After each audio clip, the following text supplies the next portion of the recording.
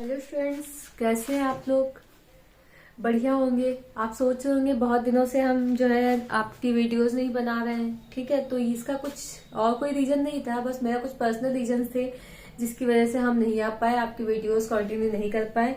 ठीक है, अब हम आपका चैप्टर 9 क्वेश्चन नंबर 8 तक हो गया था, उसी के आगे कंटिन्यू कर रहे हैं और आज से आपको सारी वीडियोस कंटिन्यू मिलेंगी भी। ठीक है, देखिए क्वेश्चन नंबर 9, चैप्टर 9 का क्वेश्चन नंबर 9 क्या कह रहा है। The angle of elevation of the top of a building from the foot of the tower is 30। मतलब एक एंगल ऑफ एलिवेशन है बिल्डिंग का, ये बिल्डिंग है।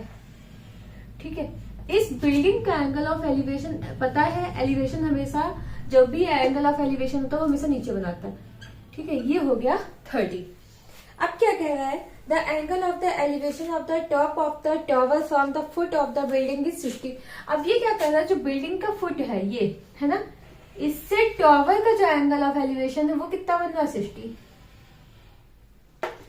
ये हो गया 60। ठीक है, बिल्डिंग से टॉवर हमेशा बड़ा होगा, सबसे पहली बात तो ये। अब ये A B C and D ये हो गया। अब क्या कहता, if the tower is 50 metre high, मतलब अगर इस टॉवर की हाइट हमें दी है 50 मीटर, ये कितना हो गया 50 मीटर है ना, तो हमें किसकी हाइट चाहिए, बिल्डिंग की।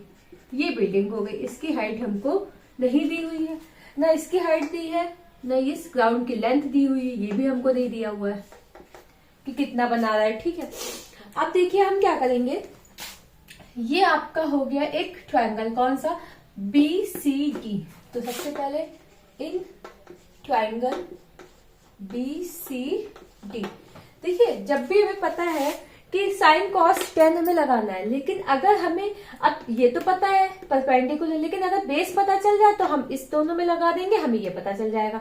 ठीक है, देखिए ये क्या है, इसमें दोनों चीजें, अगर हम यहाँ पे लगाते हैं, ये वाला एंगल लेते हैं, ए बी सी ट्रायंगल को लेते हैं और एंगल हमारा हो गया 30, मतलब परपेंडिकुलर अपॉन बेस, ये लगता है tan में। लेकिन हमें ना यहाँ पे परपेंडिकुलर पता ना बेस पता, लेकिन इस वाले में क्या होगा, हमको परपेंडिकुलर पता है, बेस नहीं पता, तो हम यहाँ से बेस को निकाल लेंगे। अब देखिए सबसे पहले परपेंडिकुलर अपॉन बेस किसका होता है, tan में, तो tan 60 is equal to perpendicular upon base means CD upon BC, यही तो हुआ। ये हो गया tan 60, वैल्यू कितनी हो गई, √3 इज इक्वल टू CD आपको कितना दिया 50 अपॉन BC कितना हो गया y। यहां से हम आएंगे क्रॉस मल्टीप्लीकेशन करेंगे, √3y इज इक्वल टू कितना 50, इसलिए y is equal to 50 upon √3। जैसा कि हम आपको पिछली वीडियो में बता चुके हैं कि अगर कहीं पे डिनोमिनेटर में अंडर रूट है तो हमको वहां से रिमूव करने के लिए हमें न्यूमरेटर और डिनोमिनेटर में क्या करना होगा, अंडर रूट से मल्टीप्लाई। तो हमने क्या कर दिया, √3 से मल्टीप्लाई, y की वैल्यू कितनी आ गई 50 √3 अपॉन में 3, ये आ गया y, मतलब बेस की वैल्यू आपकी आ गई है। अब हमें बेस पता चल गया। ठीक है, अब हम यहाँ से क्या करेंगे कि हमें निकालने किसकी, इस बिल्डिंग की हाइट, तो हम x, तो सबसे पहले क्या करेंगे, इन ट्रायंगल ABC ये लेंगे, इसमें क्या हो गया tan 30 इज इक्वल टू क्या होगा, परपेंडिकुलर अपॉन बेस, मतलब x अपॉन y। ठीक है, परपेंडिकुलर क्या हो गया AB और बेस क्या हो गया BC। tan 30 की वैल्यू कितनी होगी, 1 upon √3 is equal to, x की वैल्यू आपको सॉल्व करनी तो x ही रहेगा, और y की वैल्यू कितनी हो गई 50 √3, और अपॉन में 3 है वो रेसिप्रोकल से ऊपर चला जाएगा। ठीक है, कोई भी नंबर अगर नीचे अपॉन में आ रहा है तो रेसिप्रोकल, जैसे अगर हम लिखते 1 और ये 1 अपॉन x है, इसका मतलब ये x जाकर के ऊपर मल्टीप्लाई कर लेगा। अब यहां से देखिए इस रूट से ये √3 कैंसिल हो गया, क्रॉस मल्टीप्लीकेशन कराएंगे तो 3x की 1 से होगी तो 3x इज इक्वल टू कितना 51 जा 50, x इज इक्वल टू कितना आ गया 50 अपॉन 3। ठीक है, इसको चाहिए तो डेसिमल में भी कर सकते हैं, वरना ऐसे भी आंसर लिख सकते हैं। तो x की वैल्यू कितनी आ गई 50/3 मीटर। यही आपका आंसर हो गया। ठीक है, नेक्स्ट क्वेश्चन देखिए, क्वेश्चन नंबर 10। नेक्स्ट क्वेश्चन देखिए, क्वेश्चन नंबर 10 क्या कह रहा है? Two poles of equal height are standing opposite each other on either side of the road. मतलब ये एक रोड है, ठीक है, इस रोड के अपोजिट साइड क्या कह रहा है? दो पोल्स है, ठीक है, एक पोल आपका ये हो गया और दूसरा पोल आपका ये हो गया। ये दोनों पोल्स कह रहा है कि कितनी हाइट के हैं? तो इक्वल हाइट के, पहली चीज। अब उसके बाद क्या कह रहा है? From a point between them on the road. अब इस रोड के बीच में एक पॉइंट है। From a point between them on the road the angle of the elevation of the top of the poles are 60 and 30। मतलब इस पोल से ये जो पॉइंट है ये दो एंगल बना रहा है, एक बना रहा है 60 और दूसरा बना रहा है 30। ठीक है, इसमें कोई इशू नहीं है, चाहे आप इसको 60 लीजिए चाहे आप इसको लीजिए, आंसर आपका दोनों से आएगा। Respectively, find the height of the poles and distance of the point from the pole। मतलब ये जो दिया हुआ है, इस रोड की तो हमको पूरी दी हुई है, कितनी है? 80 मीटर, सबसे पहले ही बोल चुका है ना। अब हमें निकालनी किसकी है? डिस्टेंस हमें निकालनी, जो हाइट ऑफ द पोल की निकालनी है ये। तो हमें पता है कि जितनी हाइट इसकी होगी उतनी हाइट इसकी होगी, दोनों की हाइट तो सेम है क्योंकि पहले ही बोल चुका कि दो इक्वल पोल्स है, A B C D and E ये। और हमें क्या निकालना है कि हमें बताना है distance of the 2 points from the pole, मतलब पोल के बीच की डिस्टेंस भी कितनी होगी। तो हमें ये भी बताना है ये। तो अगर ये x हो गया इतना, ये पूरी 80 है और ये इतनी x है, तो ये इतना कितना हो जाएगा? 80 माइनस एक्स। समझ में आई बात? सबसे बड़ी वाली लाइन कितनी दी हुई है, इसका मतलब अगर हम इसको निकालेंगे तो ये हमने लेट कर लिया कि ये अगर x हो गई तो ये इतनी कितनी हो जाएगी? 80 माइनस एक्स। अब हम क्या करें? कोई भी ट्रायंगल ले ले, चाहे इसको ले ले चाहे इसको। हम सबसे पहले ले रहे A B C. In triangle A B C, फिर वही चीज perpendicular upon base means tan 60 is equal to क्या आ जाएगा? Perpendicular upon base. परपेंडिकुलर आपको कितना दिया? h, बेस कितना हो गया? x। 60 की वैल्यू कितनी होगी? √3, ये हो गया h अपॉन x। यहां से हम क्रॉस मल्टीप्लीकेशन कराएंगे, h इज इक्वल टू कितना आ जाएगा? √3x। ये आपकी हाइट निकल आई, ठीक है। अब हमने किस ट्रायंगल से निकाला है? ए बी सी से। अब इसी तरह से ए डी सी लेंगे। In triangle E D C, ये हो गया। ई डी सी में भी वही चीज, परपेंडिकुलर अपॉन बेस मतलब tan। तो tan 30 is equal to perpendicular कितना हो गया? h और बेस कितना हो गया? ये होगा 80 माइनस एक्स। मतलब ये पूरी डिस्टेंस हमको 80 दी हुई थी, हमें इसके बीच की भी पोल की निकालनी, ये भी निकालनी। तो जब ये इतना अगर x कर लो, किसी को भी अगर आप इसको x लोगे तो ये 80 माइनस एक्स, अगर इसको x लेंगे तो ये 80 माइनस एक्स। tan 30 कितना हो जाएगा? 1 upon √3 is equal to h upon 80 minus X. अब देखिए यहाँ पे दो मेथड है। एक तो ये कि हम यहाँ से क्या करें, ये h की वैल्यू आपकी आ चुकी है कितनी? √3x, वो यहाँ पे पुट कर दें, ठीक है, उससे भी आपका आंसर आ जाएगा। अदरवाइज हम यहाँ से अगर h की वैल्यू निकाल लें और दोनों h की वैल्यूज को इक्वल कर देंगे तो हमारी x की वैल्यू आ जाएगी और जैसे इसमें पुट करेंगे तो h की वैल्यू आ जाएगी, ठीक है। तो हम क्या करने जा रहे हैं? h की वैल्यू को पुट करने जा रहे हैं किसमें? इस यहाँ पे। तो ये हो गई इक्वेशन सेकेंड, है ना, और इसको हमने लेट कर लिया, ये हो गई इक्वेशन फर्स्ट। तो अब हम यहाँ पे क्या करेंगे? From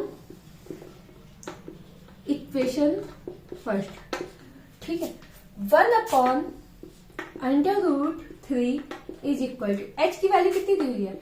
√3x upon 80 minus x, ये हो गई।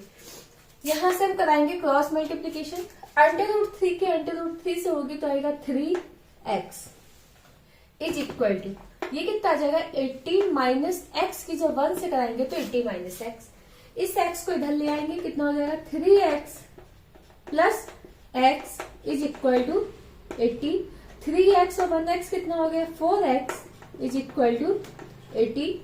x इज इक्वल टू क्या होगा 80, इस 4 को हम नीचे ले आए डिवाइड में, 4 1 जा 4, 4 2 जा 8 0, x की वैल्यू कितनी आ गई 20। अब देखिए हमको दोनों पोल्स की हाइट लेंथ निकालनी है, तो ये x है, इसकी कितनी हो गई लेंथ 20, और ये वाला कितना था 80 माइनस एक्स मतलब 80 माइनस 20, तो इसकी लेंथ कितनी हो गई 60। ठीक है, ये हो गया आपका 60 हो गया। अब देखिए यहां से हमें क्या निकालनी थी, पोल की हाइट भी निकालनी थी दोनों जगह से, तो कितना दिया हुआ था h is equal to √3x, यही तो था। ठीक है, h इज इक्वल टू कितना था √3x, ये किससे था फ्रॉम इक्वेशन 1, यही से। अब हम क्या करेंगे, h इज इक्वल टू √3 और x की वैल्यू कितनी आ गई है 20, इसका मतलब हाइट कितनी आ गई 20 √3, यही आपका आंसर हो गया।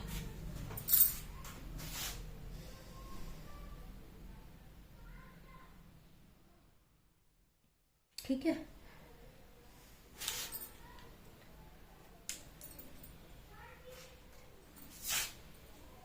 देखिए question number 11,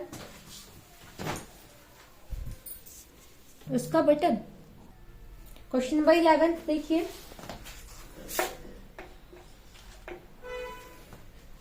a TV tower stands vertically on a bank of a canal from a point on the other bank directly opposite the tower.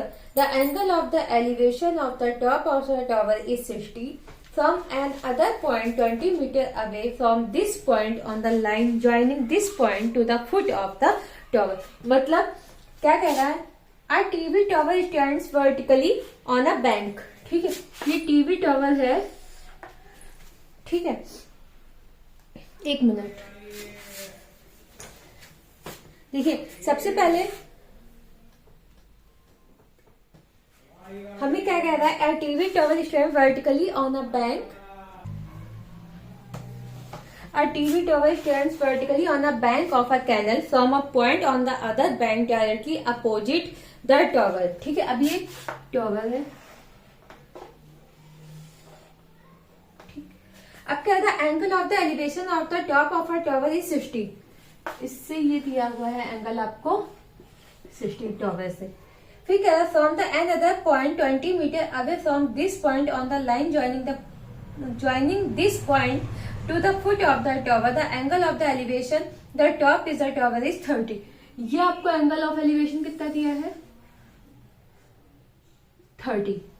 ठीक है, ये 30 हो गया, लेकिन ये जो 30 दिया है ये कितनी डिस्टेंस के बाद दिया है 20 मीटर अवे। ये कह रहा है ये ए, ये बी, ये सी हो गया, ये आपका डी। अब क्या करें, find the height of the tower and the width of the canal. इस कैनल की विड्थ भी निकालनी है हमको और इस टावर की हाइट भी निकालनी है। ठीक है, इस कैनल की हमें क्या निकालनी है, विड्थ निकालनी है और इस टावर की हाइट भी। तो सबसे पहले देखिए ये वाला triangle A B C, in triangle A B C, ये हो गया। क्या कह रहा है, tan 60 is equal to perpendicular upon base. tan 60 is equal to perpendicular upon base. सब में tan नहीं लग रहा है, क्यों, क्योंकि हर जगह क्या दिया, परपेंडिकुलर दिया, बेस दिया, हाइपोटेनस की बात ही नहीं आ रही कहीं पे। अब देखिए tan 60 की वैल्यू कितनी हो गई √3, ये हो गया h अपॉन y, नीचे 1 लिया, क्रॉस मल्टीप्लीकेशन कराएंगे, h इज इक्वल टू कितना आ जाएगा √3y। ये क्या आ गई, हाइट आ गई, किसकी, टावर की। अब देखिए यहां से पूरा ये ट्रायंगल लेने जा रहे हैं A B D, in triangle A B D क्या होगा, tan, अब कितना एंगल दिया 30, tan 30 इज इक्वल टू, है ना। अब देखिए ये पूरी, क्योंकि ये तो परपेंडिकुलर हो गया, लेकिन बेस में हम इतना थोड़े लेंगे, बेस तो हमको पूरा लेना है। क्यों? क्योंकि हम इस ट्रायंगल की बात कर रहे हैं। अगर ये हमारा होता पूरी स्ट्रेट लाइन होती, ये ए सी जो है ये आपकी स्ट्रेट लाइन होती, मतलब 90 डिग्री का अगर एंगल बना रही होती तो ये आपकी परपेंडिकुलर हो जाती, लेकिन ये 90 डिग्री का एंगल नहीं बना रही, ये कितना हो रही है 90 से अब बना रही है। इसका मतलब ये आपकी परपेंडिकुलर लाइन नहीं हुई, तो परपेंडिकुलर ये हो गई, तो बेस क्या होगी? पूरी ये। अब ये पूरा बेस कितना हो जाएगा? ये इतना 20, ये इतना y, मतलब पूरा कितना हो गया 20 प्लस y। आई बात समझ में? जैसे अगर ये इतनी यहां से यहां तक 3 दी हुई है और ये यहां से यहां तक 4 दी हुई है, तो पूरी लेंथ कितनी हो गई? तो ये कितनी हो जाएगी? 4 और 3 कितना हो गया? 7। सेम वही चीज, ये इतना कितना दिया है 20, ये इतना कितना दिया y, इसका मतलब कितना हो गया 20 प्लस y। अब यहां से देखिए, ठीक है, tan 30 is equal to perpendicular मतलब h, बेस कितना हो गया 20 प्लस y। अब tan 30 की वैल्यू कितनी होगी 1/√3 इज इक्वल टू, इसको फिर से हम इक्वेशन क्या करेंगे 1, यहां पे लिख देंगे फ्रॉम इक्वेशन फर्स्ट। हम क्या करेंगे h की जगह पे वैल्यू पुट करेंगे √3y, √3y, तभी वहां पे लिखा है फ्रॉम इक्वेशन फर्स्ट। ये कितना हो गया 20 प्लस y। अब यहां से हम करेंगे क्रॉस मल्टीप्लीकेशन, √3 के √3 से होगी तो आएगा 3y इज इक्वल टू, क्योंकि रूट की रूट से होगी तो रूट कैंसिल, नंबर ऐसे ही आ जाएगा। 20 प्लस y की 1 से होगी तो क्या आएगा 20 प्लस y। अब यहां से देखिए ये हुआ 3y, इस y को इधर ले आएंगे तो जाएगा -y इज इक्वल टू कितना 20, 3y से y जाएगा 2y इज इक्वल टू 20, इसका मतलब y इज इक्वल टू कितना हो गया 20/2, 2 बन जाए 2, 2 बन जाए 2, 0। y की वैल्यू कितनी आ गई 10 मीटर, ठीक है। इस y की वैल्यू कितनी आ गई 10 मीटर, मतलब कैनल की जो डिस्टेंस है वो कितनी है 10 मीटर। अब हमें किसका निकालना है टॉवर की हाइट, तो ये h इज इक्वल टू √3 और y की वैल्यू कितनी हो गई। इसके बाद अगर आपको चैप्टर 9 की और वीडियोस देखनी है तो चैप्टर 9 की आपकी प्लेलिस्ट ऊपर आई बटन में जाकर के आप देख सकते हो, उसमें सारी वीडियोस पड़ी हुई हैं, वहीं से आप सारी वीडियोस इसको देख सकते हैं। आगे की क्लास कंटिन्यू करेंगे।